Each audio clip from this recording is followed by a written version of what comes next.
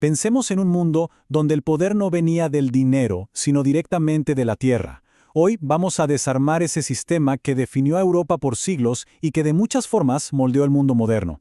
Esto es el feudalismo, un orden social que se construyó sobre la tierra, la lealtad y sobre todo la necesidad de protección. Para entender bien qué es el feudalismo, primero hay que ir al problema que vino a resolver.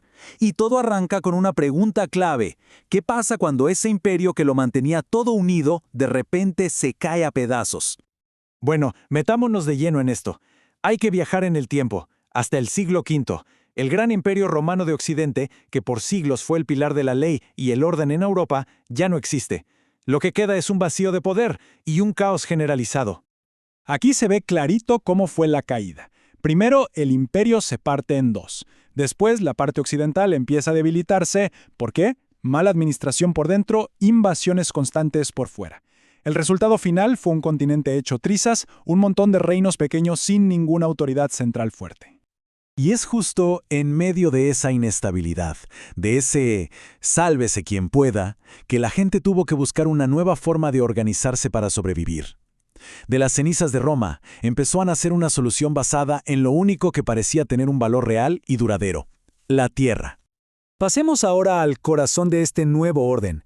En un mundo sin un gobierno central, sin policía, sin ejércitos nacionales, el control de la tierra se convirtió en sinónimo de poder, de riqueza y, lo más importante, de seguridad. El feudo no era solo un pedazo de campo, no, era la base de absolutamente todo. Claro, la palabra feudalismo viene de feudo. ¿Pero qué era un feudo exactamente? Bueno, no era simplemente una parcela de tierra. Era el motor económico de la época. Era la unidad fundamental que permitía que la gente comiera, que hubiera algo de comercio, que la vida siguiera. En un mundo donde el dinero casi no circulaba, la tierra era la verdadera moneda, y el feudo era la pieza clave de ese rompecabezas.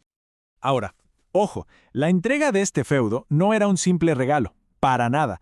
Al contrario, creaba un vínculo formal súper fuerte, una relación de dependencia mutua que se conocía como vasallaje. Este pacto, el vasallaje, era básicamente el pegamento que mantenía unida a la sociedad. Era un trato. Por un lado, el señor feudal ofrecía lo que todos necesitaban con desesperación: tierra para cultivar y poder vivir, y protección en un mundo muy violento. A cambio, el vasallo o siervo daba su trabajo, pagaba tributos y, fundamental, juraba lealtad y servicio militar. Era un intercambio nacido de la pura necesidad: seguridad a cambio de servicio. Y es clave entender que este sistema no fue siempre igual, fue cambiando. Al principio, un feudo era como un contrato, que duraba lo que vivía el vasallo. Pero con el tiempo, sobre todo a partir del siglo XI, se volvió hereditario. Y este fue un cambio gigante, porque convirtió la tierra en un patrimonio familiar y, para los señores, en la garantía de lealtad más fuerte que podían tener. Así se aseguraban ejércitos y poder a través de las generaciones. Bien, ya vimos la relación más pequeña, la de señor y vasallo. Ahora hagamos un zoom hacia afuera para ver cómo esa relación construyó toda una estructura social, una jerarquía súper rígida que conocemos como la sociedad de los estamentos. Y esta pirámide es la foto perfecta de ese mundo. Arriba de todo estaban los reyes, sí, pero su poder era más bien simbólico. En la práctica, dependían totalmente de la lealtad de los grandes señores y del clero, que estaban un escalón más abajo y eran los que de verdad controlaban la tierra y los ejércitos. Y sosteniendo todo esto, en la base, estaba la inmensa mayoría de la población, los siervos, atados a la tierra que trabajaban, la verdadera base del poder de todos los que estaban arriba. ¿Y cómo era el día a día para la mayoría de la gente? Pues giraba completamente en torno al feudo. La gente vivía en pequeñas aldeas, bajo la autoridad directa del señor. Todo pasaba ahí: el pequeño comercio, la vida religiosa, todo. Y cuando había peligro, porque las guerras entre señores eran constantes, el castillo era el único lugar seguro para refugiarse. Ahora, un punto súper importante. Hay que tener claro dónde y cuándo ocurrió esto. Aunque a veces usamos la palabra feudal para muchas cosas, las fuentes que analizamos insisten en que el feudalismo, así como lo estamos describiendo, fue un fenómeno con límites geográficos e históricos muy concretos.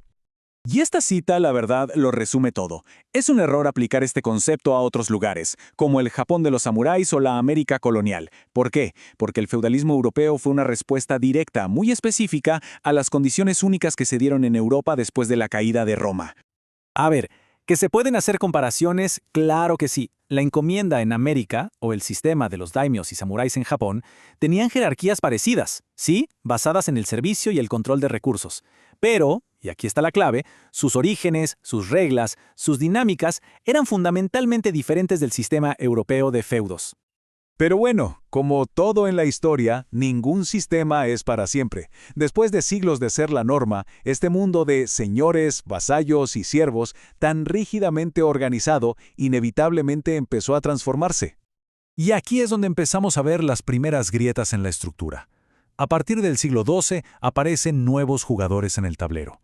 Los comerciantes, los burgueses de las ciudades empiezan a acumular riqueza, pero no en tierras, sino en dinero. Las ciudades, sobre todo en Italia, crecen y se convierten en centros de poder que empiezan a competir con el orden rural de los señores. El sistema feudal no se murió de un día para otro, pero su época de dominio absoluto sin duda estaba llegando a su fin.